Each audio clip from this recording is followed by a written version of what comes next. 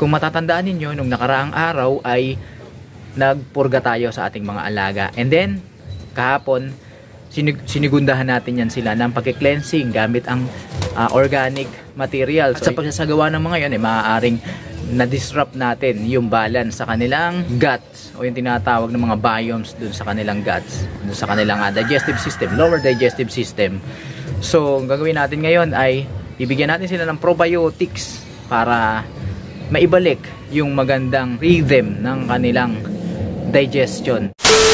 Pasensya na kayo mga kalapatids, medyo nag-jumble pa yung aking isip dahil gigising ko lang at medyo wala pa tayo sa wisyo. Okay, so bibigyan natin silang probiotics. Dito rin, ganun din sa ating mga alagang nandito sa ating Flyers Loft. Ayan, wala yung tatlong ibon natin dahil nasa ranging sila mga kalapatids.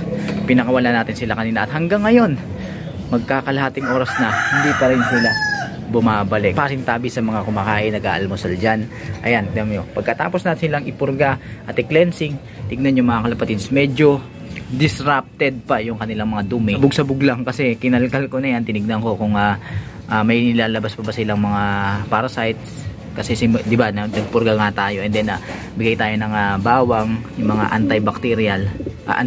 anti-worms o mga parasite sa digestive system. So ayan, wala na, malinis na mga kalapatids, kaya lang yan, basa, disrupted yung kanilang mga dumi.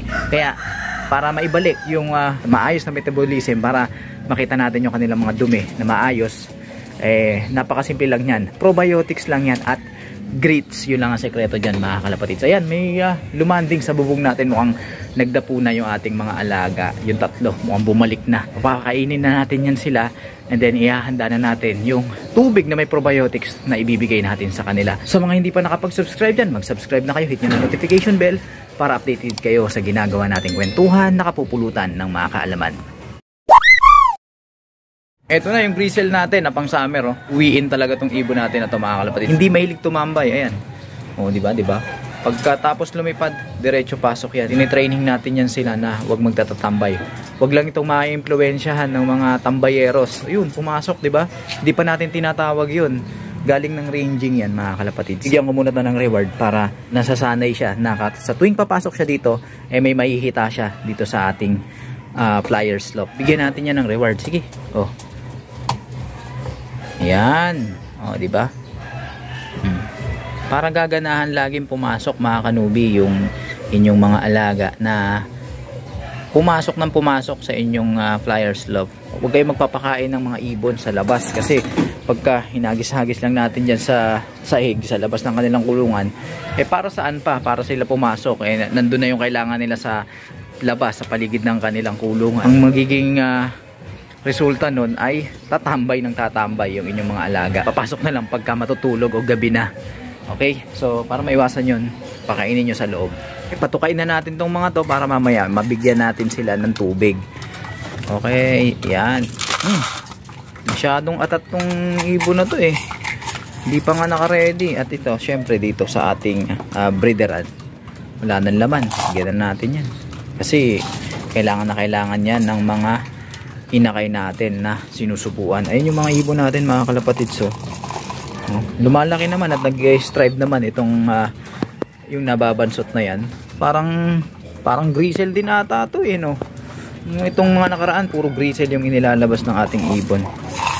Ito yung tatay nilang grisel, original na grisel natin na nandito. Time check tayo, 8:49. So pakainin na natin to. At nasa labas yung dalawang barako, nagbabantay yun dito sa kanilang mga pares. Tatawagin na natin yun para makakain na sila. Lagay muna natin to, itong patukaan natin. Pasensya na kayo, hindi pa ako nakalinis. Ito na yung bibigay natin sa ating mga flyers. Tatawagin natin yung dalawang ibon natin na nasa taas para bumaba na. Minsan nakakatamad magsipol-sipol mga kalapatids, kaya lang ginagawa ko pa rin talaga yan dahil meron tayong apprentice dito. Kailangan masana ito sa ginagawang sistema para hindi siya maging pasaway paglaki. Disiplinado. Sa mga susunod, kahit hindi mo na gawin yung pipito na yan, pagka nasanay ng maayos yung ibon, ronda sila, then pagkababa, diretso pasok na, hindi na kailangan tawagin dahil inaabangan na nila yung inyong patuka. Huwag nyo lang i-overfeed mga kalapatids dahil pag in-overfeed nyo yan, hindi yan susunod sa inyo. Nagbubugbugan pa yung dalawang ibon natin sa taas, yung dalawang parako. Papaliksahan kasi yun eh, kung sino yung mas pogi sa kanila. Ayan, ito na yung anak ni Angel at ito na si Naruto. Alright, so ito na tayo. Oh, banat. Ayan, sige, pasok. Pasok. Aaway pa kasi. Naaway pa sila mga kalapatid. So pag pumasok naman na yung isa, susunod na rin tong isa. Kasi nga ayaw niya magpapahuli, ayaw niya masasapawan. May mga utak din sila mga kalapatids, no? Kalat natin to, hindi na maging maayos yung pagkalat natin. Okay, banat. Habang kumakain sila dyan, gawa muna tayo ng probiotics na ibibigay natin sa ating mga alaga. Narito na yung ating DIY probiotics at yung gagamitin nating tubig. Sa mga kanubi natin dyan, pag gagamit kayo ng probiotics at ihahalo sa tubig, kailangan ang gagamitin yung tubig ay unchlorinated, meaning walang chlorine. Ano natin magagawa yun? Pwede kayong gumamit ng mineral water. Pero kung ayaw nyong gumastos, ang gawin nyo na lang, kuha kayo ng tubig dun sa gripo, sa nawasa, then lagay nyo sa timba, wag nyong takpan, hayaan nyo lang na naka-expose sa hangin ng at least 24 hours para mag-evaporate yung chlorine na nakalagay dun sa tubig. After 24 hours, pwede na yun mga kalapatids, pwede nyo nang gamitin yun. So dito sa paggawa naman ng DIY probiotics, sa mga nagtatanong, pasensya na kayo mga kalapatids, hindi ko maipakita sa inyo yung actual, hindi dahil sa ayaw kong i-share. Alam nyo naman, alam na alam yan ng mga solid supporters natin na dito sa ating channel, sinishare natin lahat ng ating mga nalalaman at mga idea. Pero ito kasi masyadong mahaba yung proseso ng paggawa nito eh. Hindi ko lang naman to yung pinagsasama-sama yung sangkap tapos ibuburo at yun na. Hindi ganun yung aking proseso ng pagpapagawa nito. Kung paano yung ginagawa ng probiotics sa agricultural industry, ganun yung aking pagpoproseso. At umaabot yun ng halos 1 buwan. Kasi ilang beses na fermentation yung ating gagawin. Kaya siguro kapag naubos to at meron na akong mga materyales na gagamitin, ayan, papakita ko sa inyo one of these days. Titimplahan ko na sila ng probiotics. So lalagay ko muna dito sa isang lagayan kasi dito yung ating titimplahan. Gagamitin na. Hindi natin lalahat to kasi nga masyado namang marami, masasayang lang. Hindi naman marami yung ating ibon.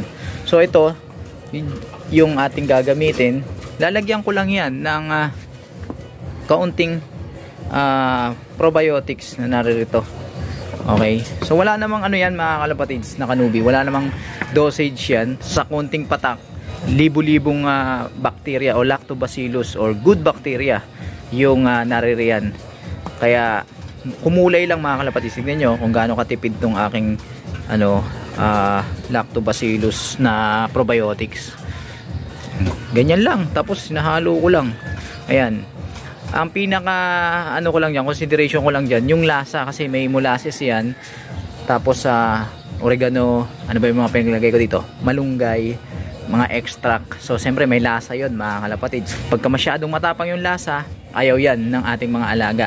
Baka hindi nila inumin. Yun ang pinaka consideration ko. Kumulay lang, humalo dun sa unchlorinated water. Kasi pag chlorinated yan, mamamatay yung mga good bacteria, lactobacillus na nasa probiotics. Alam nyo kasi kaya nilalagyan ng chlorine yung ating mga tubig sa nawasa o sa gripo ay para hindi pabahayan ng mga protozoan at kung ano-ano pang mga microscopic organisms. So yung chlorine, yun yung magiging parang disinfector, parang ganun, parang pamatay bacteria, pamatay mga microscopic organisms.